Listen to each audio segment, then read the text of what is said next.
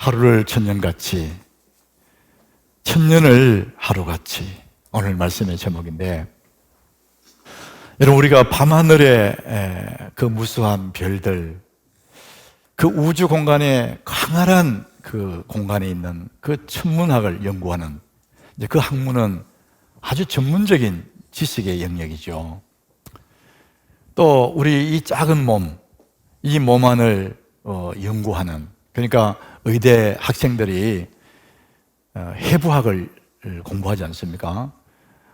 광활한 우주를 연구하는 천문학도 굉장한 학문이고, 우리 작은 이 몸 안을 들여다보고 연구하는 그 해부학도 전문적인 영역이죠. 근데 이보다도 더 중요하고 우리 모두에게 해당하는 소중한 지식이 있습니다. 그것은 바로 나 자신을 알아가는 것입니다. 내 자신이 어떤 사람인지, 내가 어떤 인생인지를 알아가는 것, 그것은 천문학보다도 해부학보다도 더 어쩌면 중요하고 소중한 지식의 영역이죠. 사람들이 자신이 누군지를 모르기 때문에, 내가 어떤 사람인지를 모르기 때문에 인생을 길게 살아도 헛되이 살 수가 있어요. 그래서 우리가 나 자신을 알아가는 것이 얼마나 중요한지 모릅니다.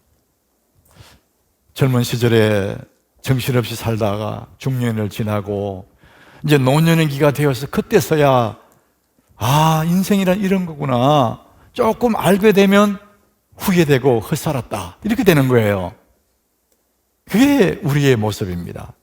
그래서 우리가 나 자신이 어떤 사람인지, 나는 어떤 존재인지를 알고 시작하면 매일매일, 오늘 하루를 천년같이 했는데 정말 소중한 나를 살아가게 되겠죠.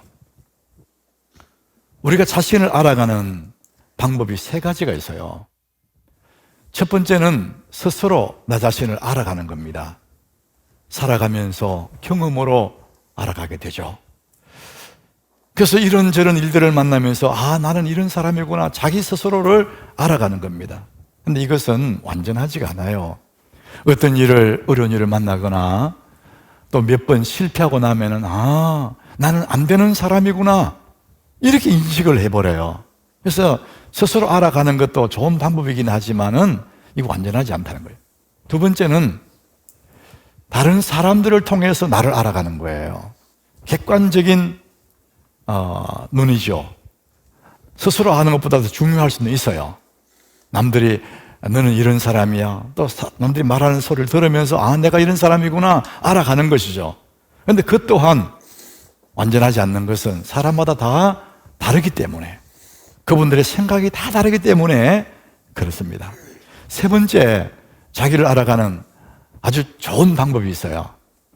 성경에서 나 자신을 발견해 가는 거예요. 그래서 성경에 나를 비춰보면 내가 어떤 사람인지를 분명히 알게 됩니다. 이거 확실한 방법이거든요. 우리 한번 따라해 봅시다. 성경은 거울이다.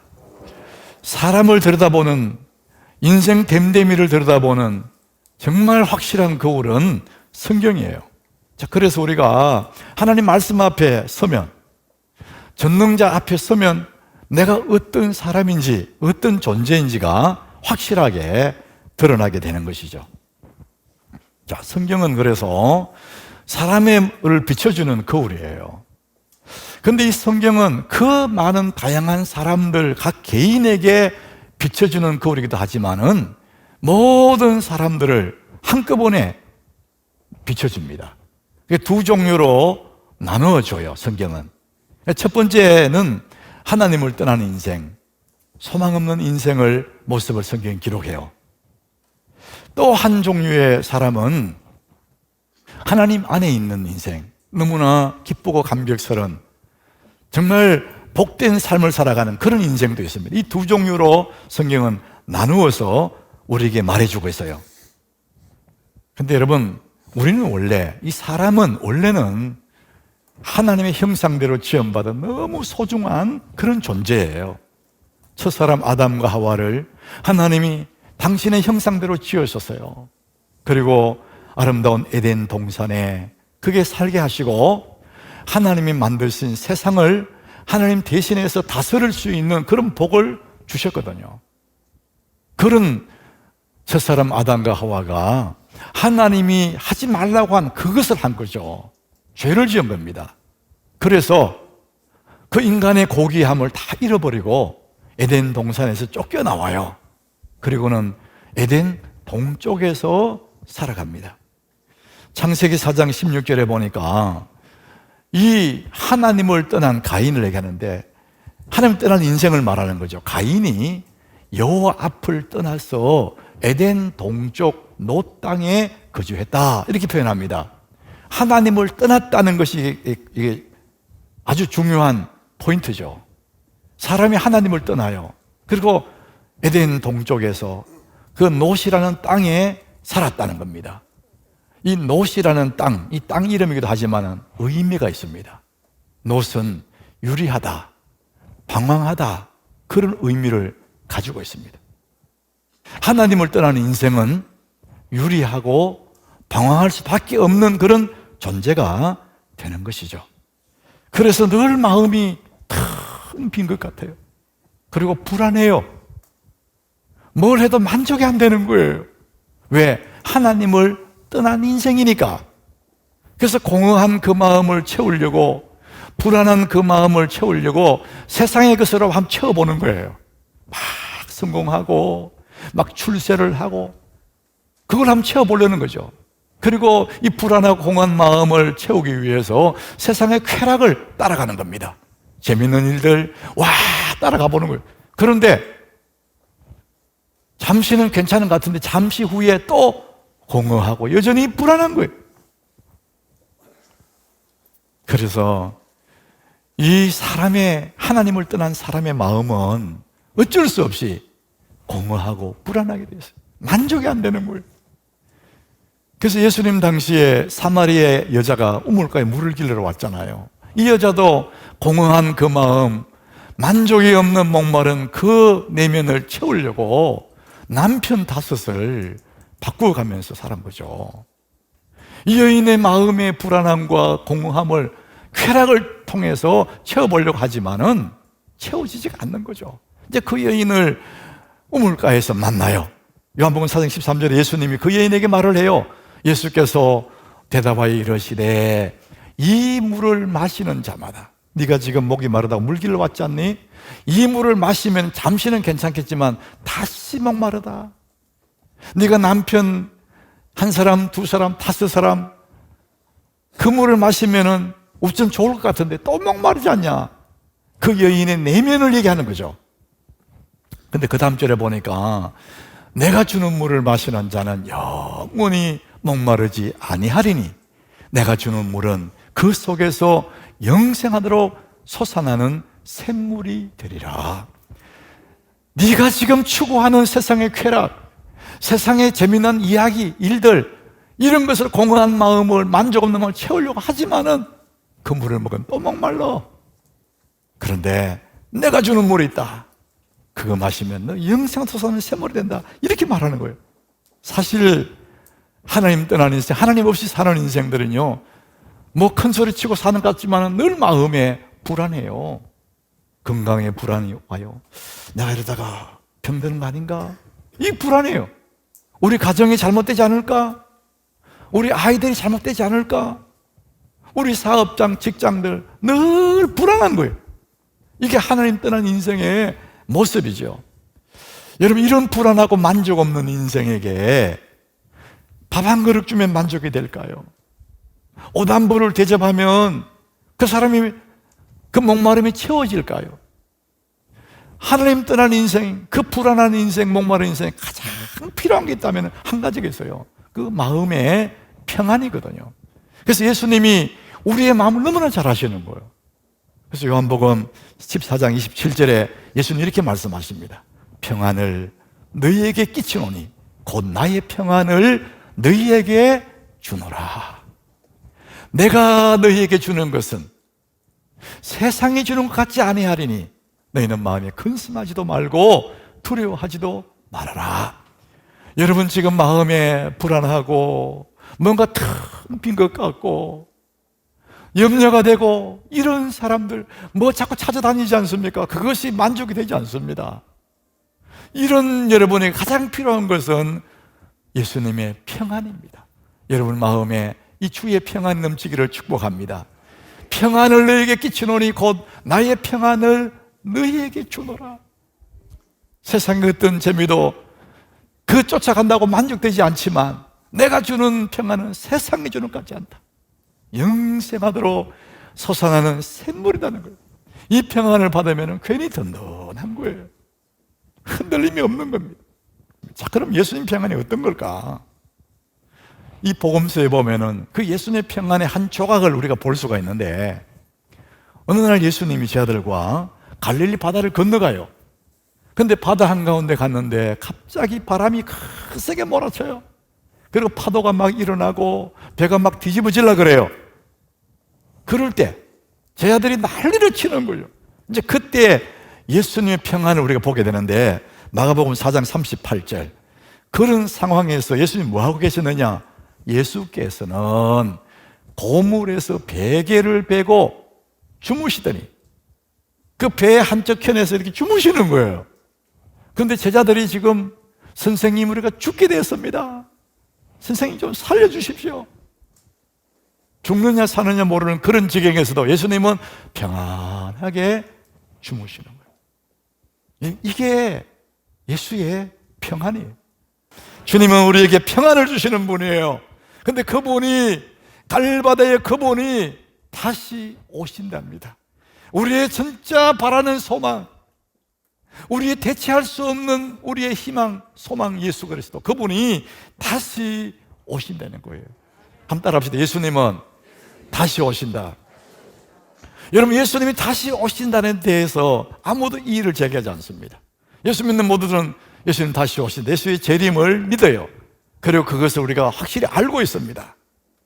근데 어떤 분들에게는 예수님 오시기는 오시더라도 좀 천천히 오십시오, 이런 마음을 가지고 있어요. 우리 엄마 아버지 시대 때 그 어려웠던 그 시대가 아니라, 지금 어렵다고 말하지만 그 시대에 비하면 다 왕족이에요. 왕족. 너무 잘 살아. 그러니까 재미있는 세상에 좀 더 머물고 싶은 거예요. 그러니까 주님 좀 천천히 왔으면 좋겠다, 이런 마음이 팽배합니다. 그런데 이 베드로후서, 오늘 본문이잖아요. 이 후서가 기록될 그 당시의 사람들은 그렇지 않습니다. 그 사람들은 예수님 때문에 쫓겨다니고, 예수님 때문에 재산을 잃어버리고, 가족이 뿔뿔이 흩어지고, 고향 떠나고, 토굴 속에 숨어서 숨지기며 살던 사람들이거든요. 그 사람들에게는 주님 빨리 와야 된다는 거예요. 예수님 왜 빨리 안 오십니까? 학수고대하고 예수의 재림을 기다리는 거예요. 로마가 세계를 제국으로 제패할 때, 그때 가장 기독교인들이 힘들었을 때가 네로 황제 때, 예수 믿는 사람 있는 것 때문에 네로 황제는 그 사람을 잡아서 죽였거든요. 아주 처참하게 그렇게 예수 믿는 것 때문에 죽임 당했다. 근데 그때 당시에 예수 믿는 사람들을 죽이려고 그 원년극장에, 이 무대에서 무대 아래쪽에 보니까 이렇게 큰 밑에 굴이 있어요. 굴 밑에 땅을 파놨어요. 창고 같은 거. 거기다가 사자를 집어넣는, 사자를. 그리고 위에 뭘 덮어놨어요. 이거는 열면 사자가 튀어 올라오는 거예요. 굶주린 사자를 집어넣어놓고, 그 다음에 개들을 불러가지고, 개들을 왔다 갔다, 그 위로 왔다 갔다 하게 한대요. 이리 불렀다가 저리 불렀다가. 그런데 개의 몸에 아주 고소한 양 기름을 발라놓는데요. 그러면 개들이 움직일 때마다 양 기름 냄새, 고소한 냄새가 굶주린 사자들이 코에 들어오는 거예요. 배도 고프고 고소한 냄새가 오니까 막 사자들이 막 소리를 지른대요. 막. 너무 배가 고프니까. 그리고 계속 왔다 갔다 하게 만들어서 사자들이 그냥 독이 오르게 만든대요. 그리고는 개들을 불러내고, 거기에 믿는 사람들 불러내놓고 사자굴을 열참이에요.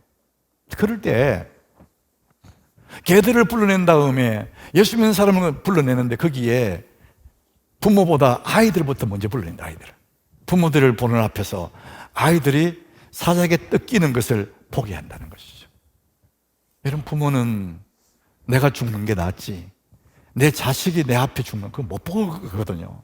그리고는 그 아이들은 사자가 으르렁 하니까 사색이 돼가지고 얼굴이 새파랗게 질려가지고 막 우는 거예요. 엄마는 지금 그걸 보고 아버지는 그걸 보고 있는 거예요.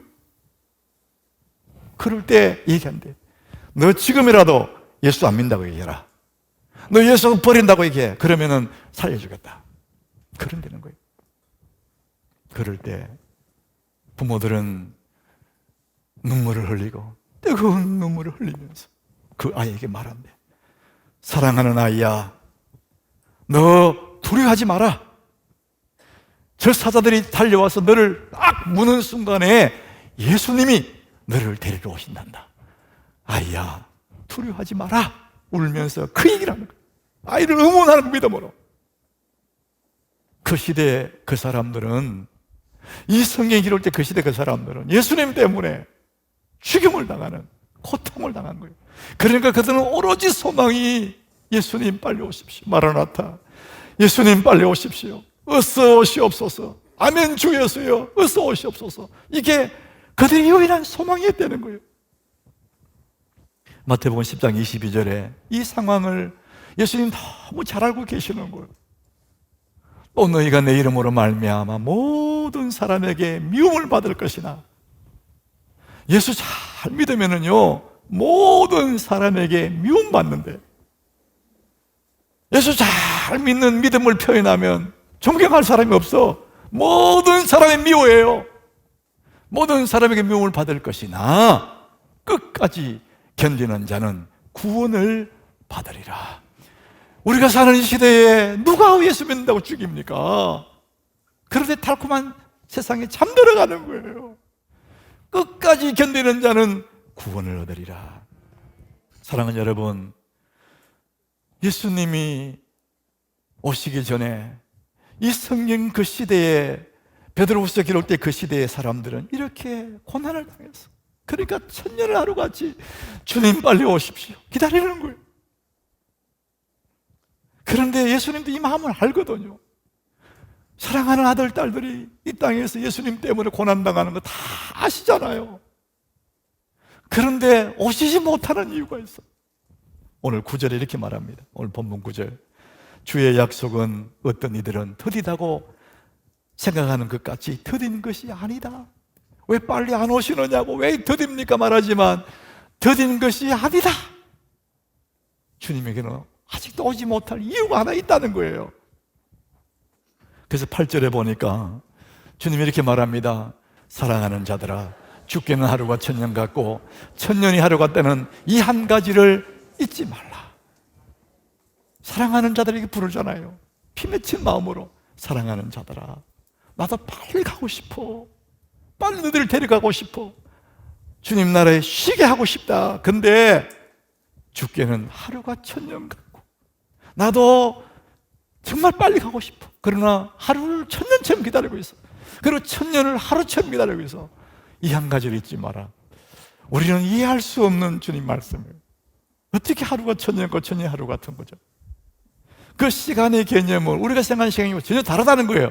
죽게는 시간 개념이 전혀 다른 개념이 있다는 것입니다. 시편 90장 4절에도 이 말씀을 해요. 주의 목전에는 천년이 지나간 어제 같다. 우리가 생각하는 그 천년도 주님 앞에는 어제 같다. 그냥 그 먼 과거도 오늘 같다는 거예요. 여러분, 이 성경이 기록되고 예수님이 부활하시고 승천하신 후에 2000년이 흘렀어요. 그런데 그 2000년도 우리에게는 2000년이지만은 죽게는 천년이 지나간 어제 같다. 바로 어제 같다. 그런 얘기입니다. 그래서 주님도 빨리 오시고 싶지만 주님은 오늘도 오래 참고 기다리는 이유가 있다는 겁니다.